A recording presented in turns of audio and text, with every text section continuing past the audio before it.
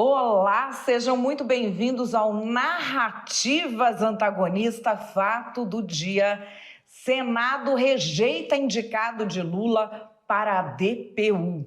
Gente, isso é uma história que não está assim fervendo tanto quanto devia, porque ela é uma coisa absolutamente inédita.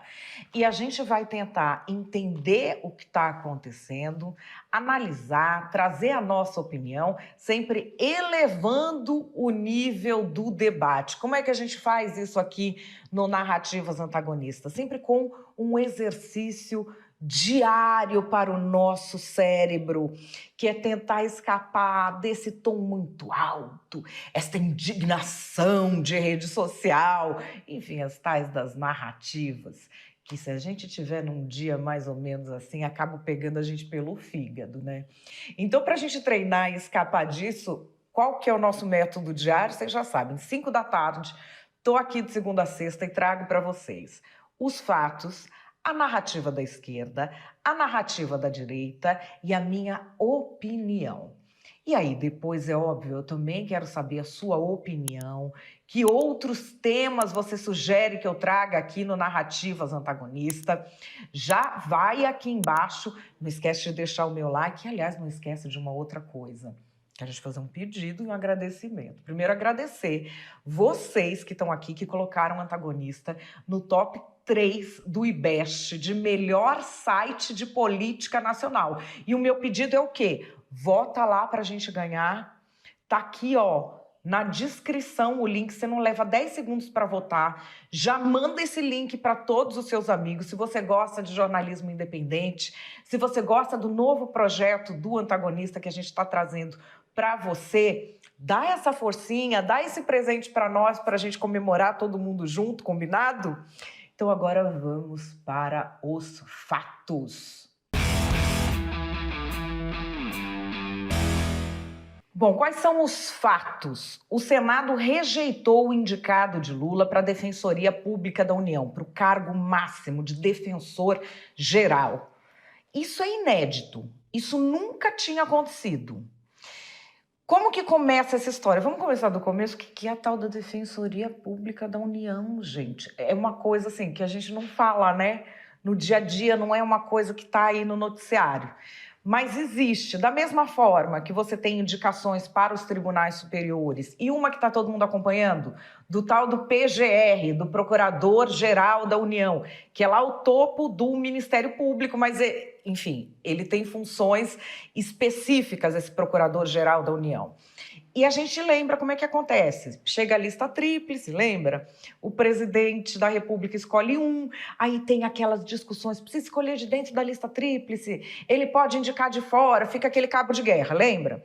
Mas, enfim, ele vai escolher uma pessoa, ele indica essa pessoa para o Senado, esse nome vai passar primeiro pela Comissão de Constituição e Justiça do Senado e depois ele vai ao plenário em votação secreta se aprova ou não. É uma coisa tão inédita que, neste momento, ninguém sabe o que fazer. Porque não existe, ali nas regras colocadas para a escolha do Defensor Público Geral da União, uma alternativa do que você faz quando o Senado rejeita o cara. Não tinha a previsão disso, não tem a previsão disso. Ninguém sabe o que vai fazer. Eu vou contar a história do começo para você entender esse impasse em que a gente está agora. O presidente Lula recebeu uma lista tríplice lá em maio, de quem ele iria indicar para o Defensor Público Geral, tá? Essa lista tríplice tinha Igor Roque, Daniel Macedo e Leonardo Magalhães. Desses três, o governo escolheu Igor Roque, e aí ele manda uma documentação para o Senado dizendo que ele havia escolhido esse como indicado. Na prática, o que estava acontecendo lá na Defensoria Pública da União? Tinha um defensor que o mandato dele acabou. Esse Igor Roque assumiu como interino. Então, quem está nesse cargo hoje é o Igor Roque. Ele está no cargo de Defensor Público Geral interino. Ele está de forma interina. O presidente Lula mandou esse nome para o Senado em maio. tá? Junho, julho, agosto, setembro, outubro. Sentiu a demora. Esse nome, em julho, passou na Comissão de Constituição e Justiça do Senado. Tem um relator sempre, o relator foi o senador Humberto Costa, e ele foi bem aprovado lá, tá, gente? Olha, na Comissão de Constituição e Justiça, no dia 12 de julho desse ano, o nome do Igor Roque foi aprovado com 20 votos favoráveis, um contrário e uma abstenção. Então, assim, foi um nome amplamente aprovado. Quem é esse Igor Roque? O Igor Roque é uma pessoa que vem das carreiras jurídicas mesmo, ele é dessa área, ele mudou ali, que era procurador e virou defensor, mas assim, é uma pessoa dessa área. Ele se descreve como progressista. Mas, é claro, quem vai para um cargo desses tem de dialogar com todo mundo. Então, ele fez reuniões com a bancada evangélica, se comprometeu com relação à questão do aborto, etc. Acontece, logo depois dessa aprovação dele na Comissão de Constituição e Justiça, um atrito. Por quê? De um lado, a gente tem o STF votando a legalização do aborto. Vocês lembram o barulho que estava dando aquilo com o Congresso Nacional. Tanto que agora o ministro Barroso nem está querendo botar em pauta de novo. Enquanto estava isso rolando, a Defensoria Pública da União organizou um seminário sobre aborto legal. E esse Igor Roque estava na organização. Além de estar na organização, ele estava na cúpula, porque ainda está, ele está na cúpula de forma interina, e estava ali para ter o seu nome aprovado ou não pelo Senado. E aí começou a fricção. Então, é um nome que a articulação política do governo não conseguiu viabilizar. Não foi a primeira votação, tá? Ele foi para a pauta na sessão deliberativa ordinária do dia 8 de agosto de 2023. Ele foi para a pauta e se adiou. Aí, de novo, no dia 9 de agosto agora de 2023, se tentou votar esse nome. Se votou pela retirada de pauta, que é algo que o governo fez porque viu que não ia ter maioria. Mas a questão é, as coisas na Defensoria Pública da União estão rolando, e esse cara que está lá de forma interina está tomando decisões, está fazendo nomeações, está fazendo planejamento do ano que vem, porque o mundo não para, porque o Senado não decidiu as coisas. Os colegas começam ali a ter reações, porque é difícil a pessoa estar num cargo de poder e não ter a legitimidade ainda, ele ser um interino. Então, enfim, o governo tem de definir alguém, né? E aí se decidiu levar a plenário agora. Quando foi no plenário, quando isso foi para o plenário do Senado anteontem, ele tomou um chocolate. Você avalia. Era um cara que em julho tinha 20 votos para ele na comissão mais importante do Senado, que é uma fração do Senado, né? Tinha 20 e uma abstenção e um contra. Quando foi para o plenário, foram 38 votos contra, uma abstenção e só 35 a favor. Ele precisa de 41 votos para se viabilizar. Teve 35. Isso nunca tinha acontecido na história da Defensoria Pública da União. E agora, qual é a sinuca de bico em que o Brasil se encontra? O que faz agora? Não tem previsão legal. A gente fala, né, que o Senado está lá só pro forma, que essas nomeações eles nunca barram e que não sei o quê. É tão verdade isso que não tem previsão legal do que fazer quando barrar. E barrou. Já havia barrado de outros cargos, tá, gente? Não é que tudo aprova, mas da Defensoria Pública da União, o defensor-geral nunca tinha barrado. E agora tá a dúvida. Pode fazer outra indicação do nada? Tem que fazer outra lista tríplice e mandar para o presidente Lula? Ou o presidente Lula tem que escolher entre os dois da primeira lista tríplice, que já está lá? Não se sabe ainda. Ainda não sabemos, ainda não se divulgou como que isso vai ser feito. Mas isso terá de ser feito. Gente, mas tem narrativa para isso? Claro que já tem narrativa. E eu conto para você já saber antes e não cair em nenhuma delas. Vem comigo. É claro que os fascistas e os reacionários vão tentar fazer um cavalo de batalha em cima dessa história. Ai, porque a primeira rejeição da Defensoria Pública da União, não sei o que, papapá. Mas, gente, nem o Lula, nem o Flávio Dino estão preocupados com isso. Não estão. Ai, porque isso pode interferir, não pode interferir em nada. O que a gente teve aqui é reacinha tentando fazer seu carnaval, seu piquete, em cima da pauta de costumes, como eles sempre fazem. Agora a história foi aborto. Podia ter sido mamadeira de piroca, kit gay. Esse povo acredita em qualquer coisa. O cara tá lá, eles criam lá uma pauta de costumes para não colocar o cara, para quê? Para deixar o Centrão colocar a faca no pescoço do governo Lula. Mas isso quer dizer o quê? Que a articulação política que está com problema. Houve um problema de articulação, isso foi bem no período em que o presidente Lula estava sendo operado, ficou um pouco afastado, mas não preocupa, porque vão escolher outro nome, vai colocar lá, e a Defensoria Pública da União vai continuar fazendo o trabalho que sempre fez, apesar dessa gritaria. Esses bolsominions, eles falam como é que é xadrez 4D, que mesmo quando eles perdem, eles tentam fazer parecer que eles ganharam, que foi uma grande coisa, que foi um grande não sei o quê. É mais do mesmo, né? É conversa, porque nem Lula, nem Dino estão nem um pouco preocupados com essa gente. Pois é, quem lacra não lucra. A gente está avisando, abortistas não passarão. O Lula tá achando o quê? Que ele domina o país?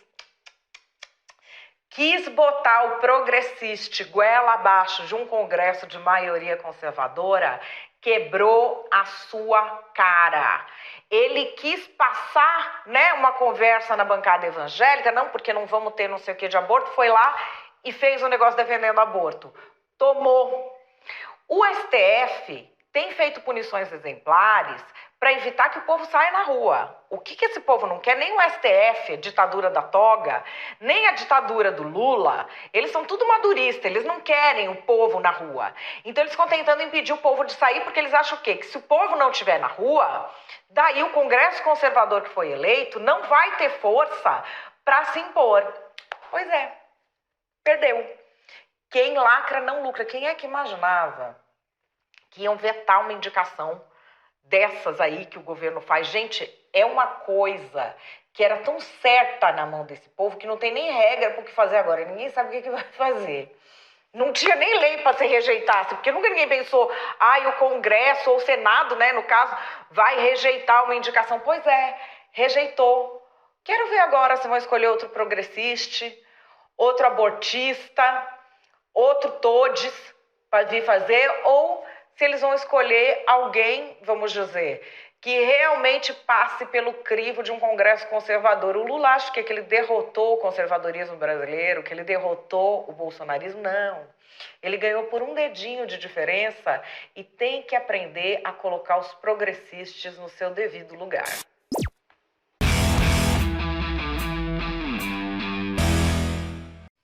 E qual é a minha opinião sobre esse tema? A minha opinião é que o povo do Todes é o grande algoz da esquerda brasileira e o PT talvez ainda não tenha percebido como isso é uma coisa explosiva quando se combina com a voracidade do Centrão. Gente, mas que volta que eu dei! Vamos chegar lá. O Lula experimenta pela primeira vez a experiência de ter sido eleito presidente, mas ser minoritário no Congresso Nacional. O Congresso tem uma grande bancada conservadora e ela se mistura também com o que a gente chama de centrão, que são aqueles políticos mais fisiológicos, dos partidos fisiológicos, que não é uma coisa de agora, que não é uma coisa que foi problema só com o Bolsonaro, que é uma coisa que nós estamos carregando, Desde sempre. Tem gente que fala que o Centrão está aí desde as capitanias hereditárias, só vai mudando de nome. Mas, enfim, eles estão lá. E eles sabem muito bem como funciona a máquina pública. Então, eles vão fazer o quê? Aproveitar qualquer brecha que tenha para poder expandir os seus domínios. O presidente Lula, que foi eleito para fazer uma coisa diferente disso, que se propôs algo diferente disso, está cedendo. Primeiro, uma coisa que ele falou que ele nunca ia ceder, que era o tal do orçamento secreto.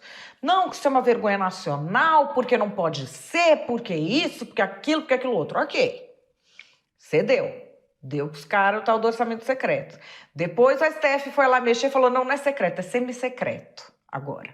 Mas tudo bem, tá lá, deu. Aplacou o apetite?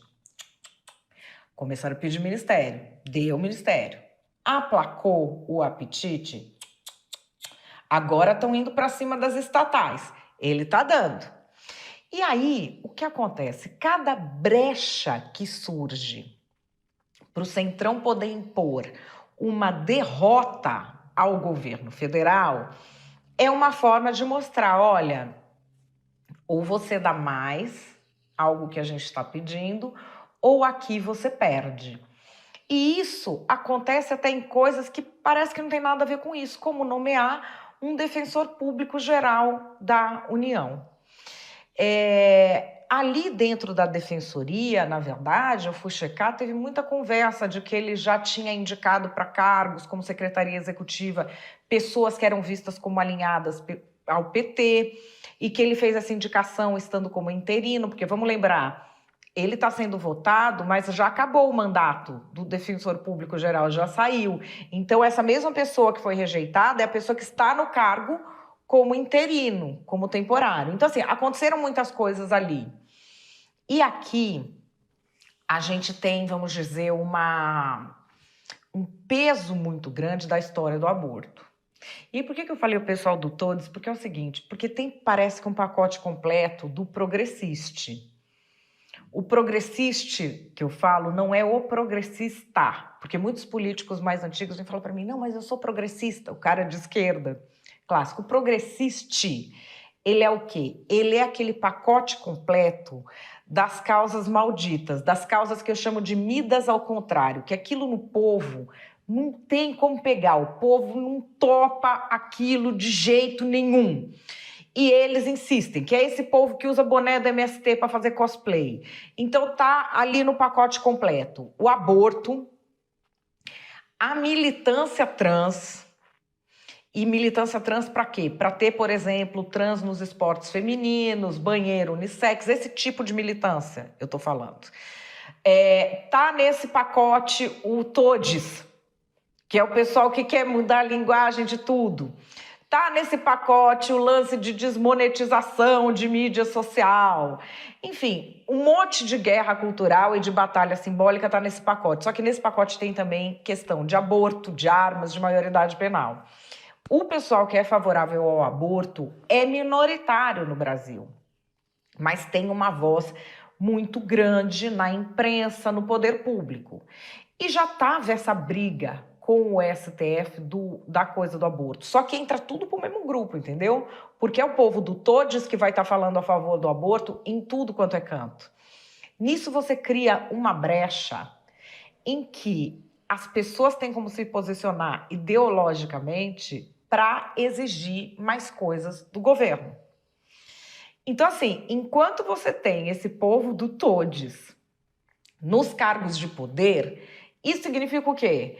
Que eles vão dar justificativa moral para quem é do Centrão fazer uma grande abertura de espaço para conseguir as coisas, vocês entendem? Então, assim, toda vez que você tem alguém que é um progressista numa posição de poder, isso significa que o argumento conservador pode ser usado, porque o argumento conservador vai colar com o povo, vai ter legitimidade.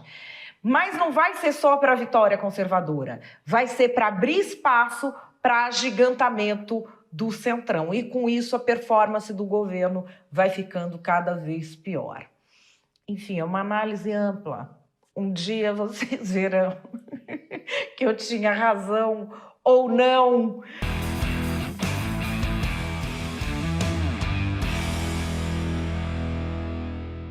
Eu quero saber aqui qual é a sua opinião sobre esse tema. Deixa aqui embaixo. Não esquece de deixar o seu joinha e de já compartilhar com os seus amigos esse vídeo. Diz pra mim se você maratona o Narrativas Antagonista ou se você vê diariamente às 5 da tarde.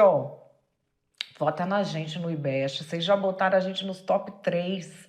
Melhor site de política do Brasil. Que orgulho de vocês ajudando a gente nisso. Aqui embaixo tem o link, não demora nem 10 segundos. Já espalha para todo mundo, que eu sei que você que gosta de jornalismo independente vai comemorar esse prêmio junto com a gente, tá bom? Um ótimo final de semana para vocês. Beijo e até segunda.